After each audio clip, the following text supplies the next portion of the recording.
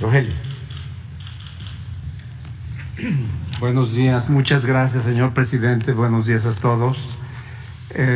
Quiero ilustrar aquí una operación compleja, pero hacer la presentación simple, porque todo lo complejo se puede simplificar. Entonces, aquí tienen ustedes tres niveles. ¿Cuál es el perímetro o el alcance de la compra?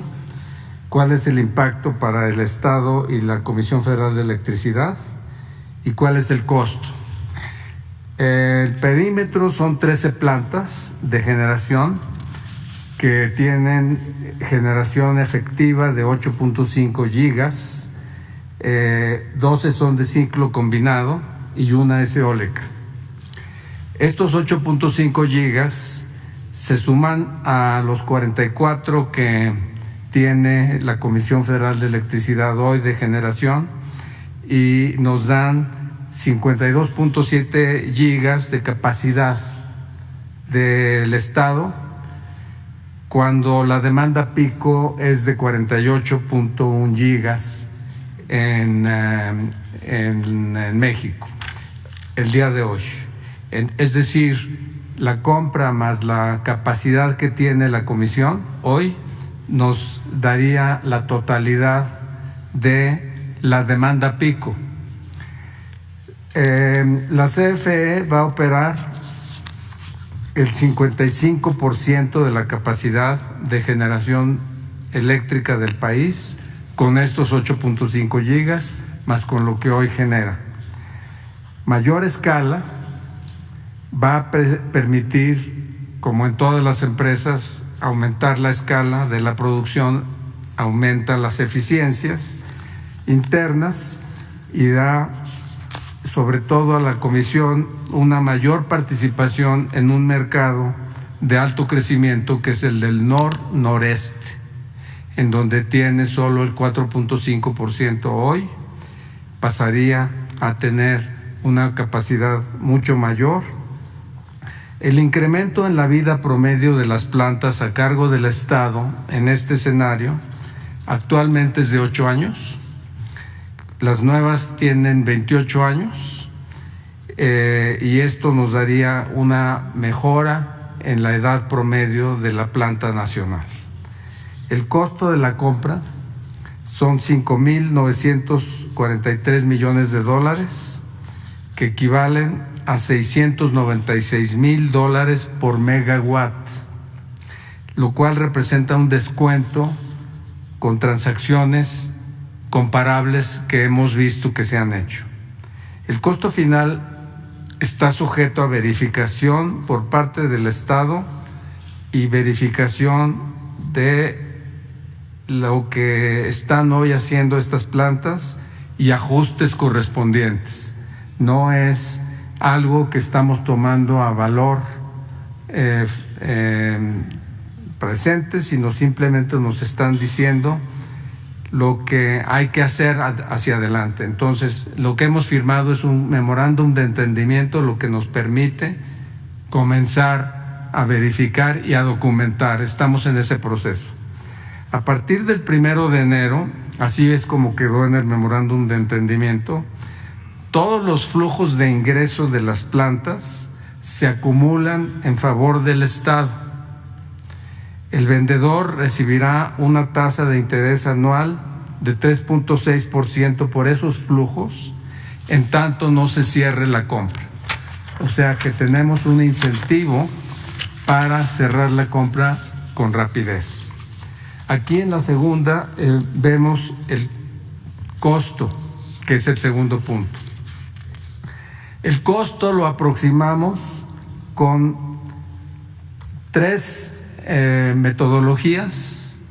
En estas metodologías intervienen asesores, abogados, especialistas, y hay un método que es el de dividendos descontados, que es decir, cuáles los flujos que están generando estas plantas y cómo se van descomponiendo en el futuro, y luego descontamos estos para llevarlos al valor de hoy.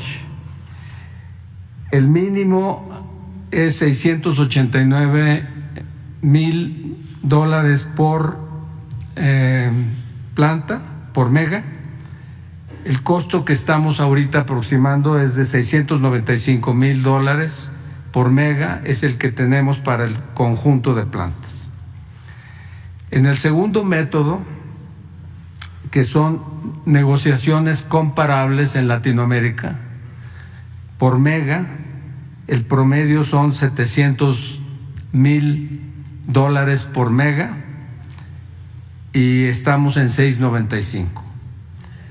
Y luego el tercer método es la evaluación que hacen los analistas, que son los especializados en este tipo de acciones. Y aquí el método nos indica que el promedio es 604,000, nosotros estamos en 695,000. En todos los casos estamos debajo del máximo de cada uno de los métodos. Las transacciones precedentes que tenemos documentadas indican un promedio de $702,000 por mega. Es decir, nosotros estamos en descuentos contra el promedio en la escala que ustedes ven ahí, 12% en el de flujos de dividendos descontados, 6% en el de negociaciones comparables, 9% arriba en la evaluación de los analistas y 6% debajo en las transacciones precedentes. Aquí los analistas son los analistas de los bancos que analizan las acciones sin necesidad o por experiencia de ellos, pero sin tener la información de los flujos, que aquí es la que tenemos nosotros. ¿Cómo se financia la operación? Aquí la operación la financia el Fonadín, que es una aportación al capital de 45,000 millones de pesos. Esta es una aportación que hace Hacienda al Fonadín para darle esa capacidad de financiar la compra. Esto es 45,000 millones para el 51% del valor del capital en riesgo. Va a haber, además, en este tipo de operaciones se financian con capital en riesgo y con deuda o financiamiento, y ese es el conjunto, pero lo que nos interesa a nosotros es que Fonadín tenga el 51% del capital en riesgo. La aportación de capital son 45,000 millones. El financiamiento soportado por los flujos mismos del proyecto, pero ya es vía financiamiento, son 66,500 millones de pesos, y en eso es la totalidad de los 5,900 millones de dólares de costo. En la estructura de operación de esta transacción, Fonadín es el adquirente.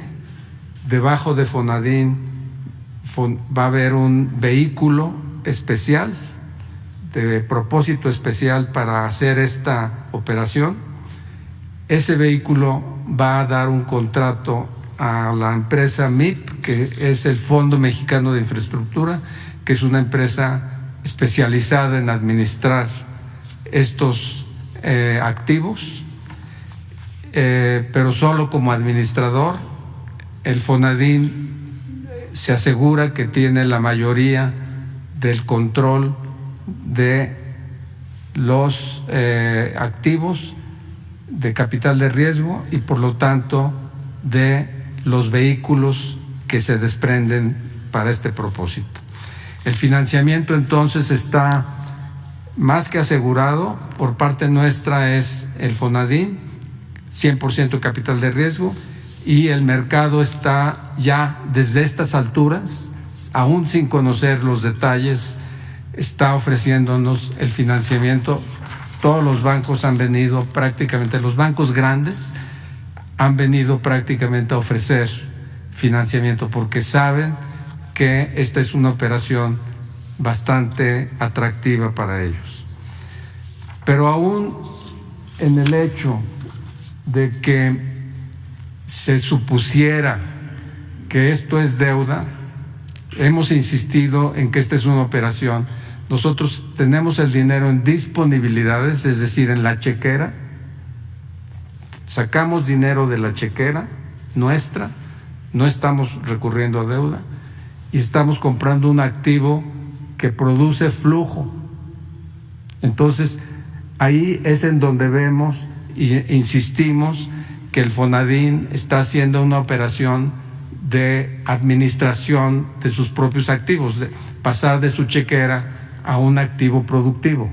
Entonces, por eso insistimos en que no hay deuda, pero en el supuesto de que hubiera deuda y para satisfacción de quienes están insistiendo en que esta es una operación de deuda, nosotros tendríamos todavía mucho margen para quedar por debajo del endeudamiento que constituyó el presidente Felipe Calderón, en donde hubo un incremento de deuda, ustedes lo ven en la tercera columna, de 7.7 puntos porcentuales del Producto Interno Bruto, que es como medimos el impacto.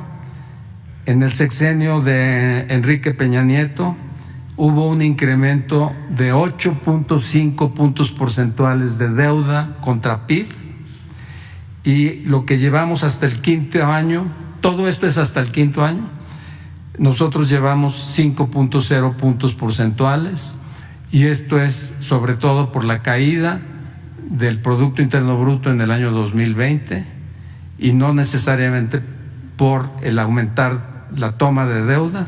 Sin embargo, así queremos ilustrar. Aquí hay que hacer dos distinciones. Primero, estas dos administraciones hicieron reforma fiscal y en reforma fiscal aumentaron las tasas de impuesto. Nosotros no hemos hecho reforma fiscal y estamos aún así mejor en términos de deuda contra Producto Interno Bruto. Entonces, eso es algo que hay que tomar en cuenta cuando se comparan los niveles de endeudamiento. Quiero mencionarles que hemos corrido el modelo y la operación se paga en 10 años. En 10 años estamos con un ingreso que proviene del flujo de los recursos superior a la cantidad de 2.400 millones de dólares que invertimos de origen en el costo de la adquisición del capital de riesgo. Estamos también tomando en cuenta que el tiempo para reponer y para poner en operación una cantidad similar de megas es de aproximadamente 10 años, cuando aquí ya tenemos esta cantidad de megas en el momento en el que finquemos la compra, y por eso es que estamos viendo varias ventajas.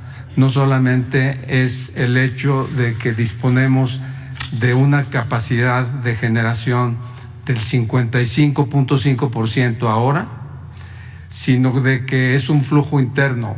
Esto se paga, entra el dinero de Hacienda, pasa por el Fonadín y finalmente se recupera y lo recupera Fonadín.